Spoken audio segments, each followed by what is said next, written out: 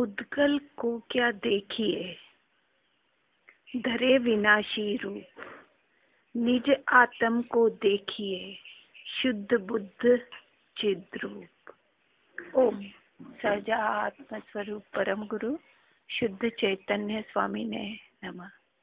स्वानुभूति दर्शन में आगे बढ़ते हुए आत्मार्थी बंधु प्रश्न कर रहे हैं। धारणा ज्ञान तक आता है, समझ में भी बैठता है, परंतु परिणति नहीं बदलती, तो उसका कोई उपाय है? उसका समाधान कर रहे हैं। जो एकत्व बुद्धि की परिणति हो रही है, उस परिणति को न्यारा नहीं करता। निर्णय हो गया है कि यह मैं जुदा ही हूँ, ज्ञायक ही हूँ, परंतु प्रतिक्षण जो विकल्पों के साथ एकत्व बुद्धि कर रहा है, एकत्व पूर्वक परिणमित हो रहा है, उस एकत्व को नहीं तोड़ता, इसलिए परिणति नहीं पलटती।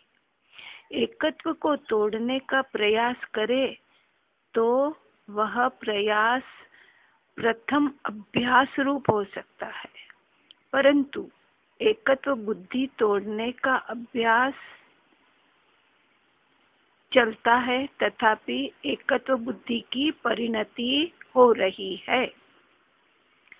उस स्थिति में सहजता नहीं है, इसलिए विचार करना पड़ता है कि मैं जुदा हूँ।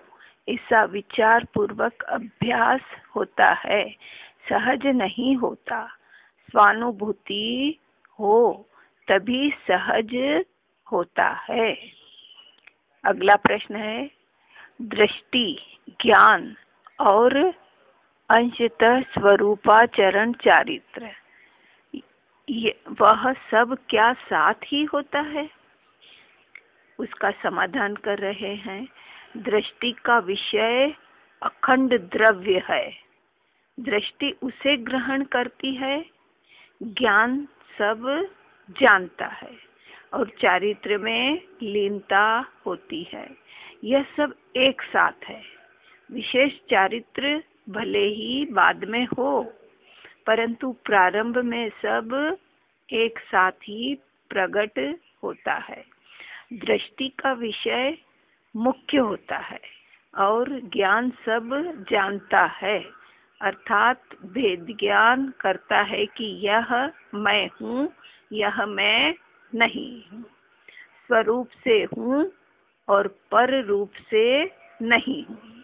इस प्रकार ज्ञान स्व को पर को प्रकाशित करता है।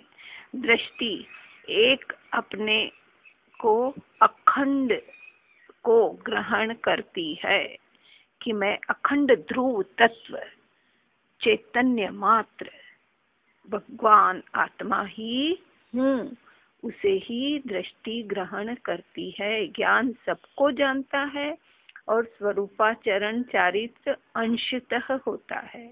इस प्रकार सब साथ होता है।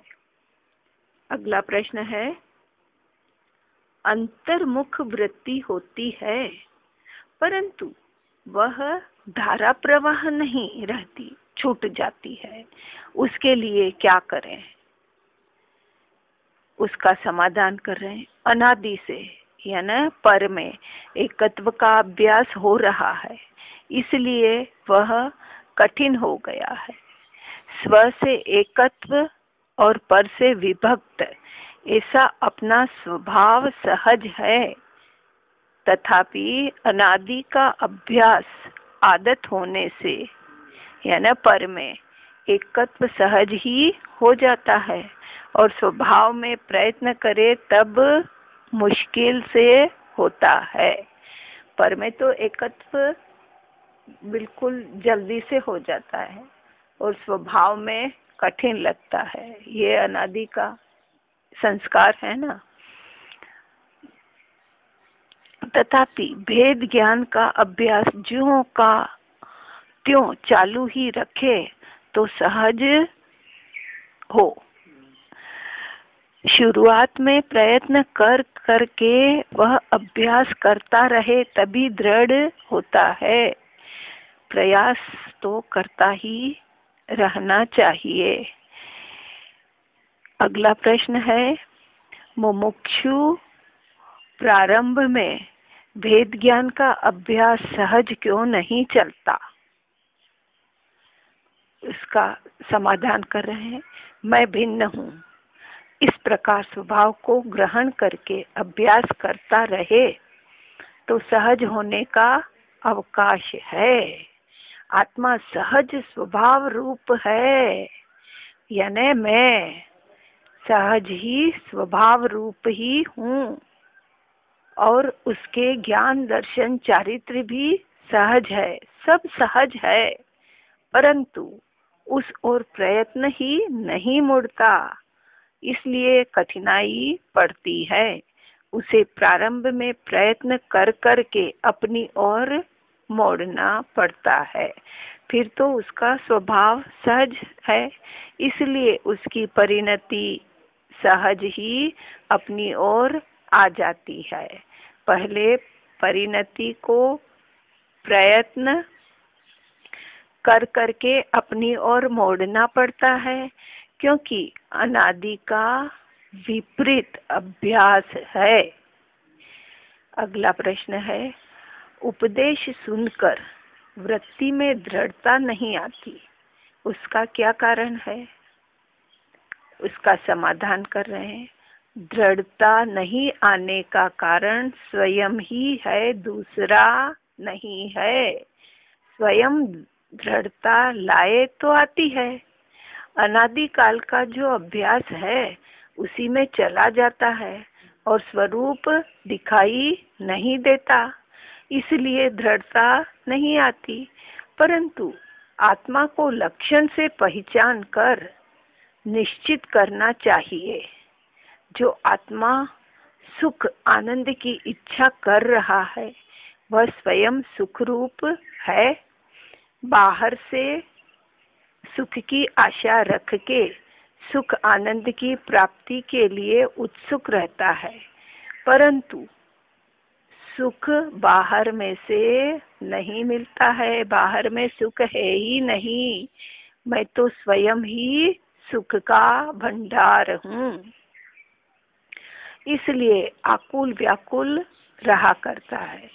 सुख की इच्छा करने वाला स्वयं ही सुख स्वरूप है, इसलिए बाहर आश्रय छूट जाए और स्वयं एकाकी रह जाए तो अपने अंतर से सुख एवं आनंद प्रकट होते हैं और वह निर्णय स्वयं करे तो होता है।